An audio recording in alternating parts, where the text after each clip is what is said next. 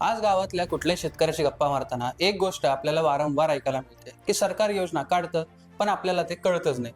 कागदावर शेतकऱ्यांसाठी शेकडो योजना आहेत पण पूर्ण माहिती नसल्यामुळे त्या शेतकऱ्यांपर्यंत कधी पोहोचतच नाहीत किंवा ठीक प्रमाणात पोहोचत नाहीत. काहींना वाटतं अर्ज प्रक्रिया खूप अवघड आहे, काहींना वाटतं की पैसे यात मिळतच नसतात, तर काहींना योजना अस्तित्वात आहे याचीच माहिती नसते आणि मग शेतकरी कर्ज, खर्च आणि बाजारभावाच्या चक्रात अडकून राहतो. नमस्कार शेतकरी बांधवांनो, मी निखिल माने आणि आज आपण बघणार आहोत सरकारच्या काही अशा योजना ज्या शेतकऱ्यांना माहीत असल्याच पाहिजे.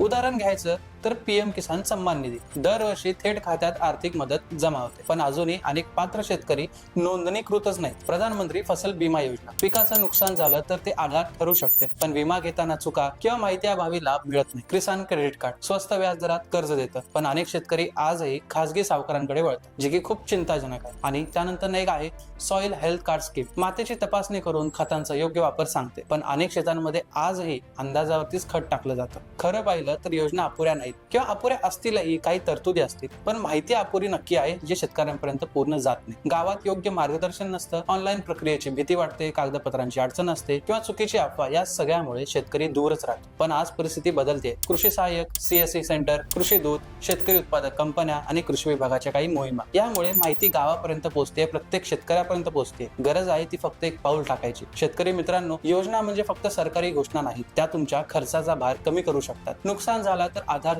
ठरू शकतात आणि शेती अधिक नफ्यात सुद्धा आणू शकतात. योग्य माहिती मिळवा, शंका असेल तर नक्की विचारा आणि पात्र असाल तर लगेच अर्ज करून टाका, कारण कष्ट तुम्ही करता पण त्याचा पूर्ण फायदा तुम्हाला मिळतोय का याची काळजी सुद्धा घेतली पाहिजे. आणि अशाच माहितीपूर्ण व्हिडिओसाठी पालवी ॲग्रिकोला सुद्धा सबस्क्राईब करा. पुढच्या व्हिडिओमध्ये परत भेटूया एखाद्या नव्या माहितीसोबत. धन्यवाद.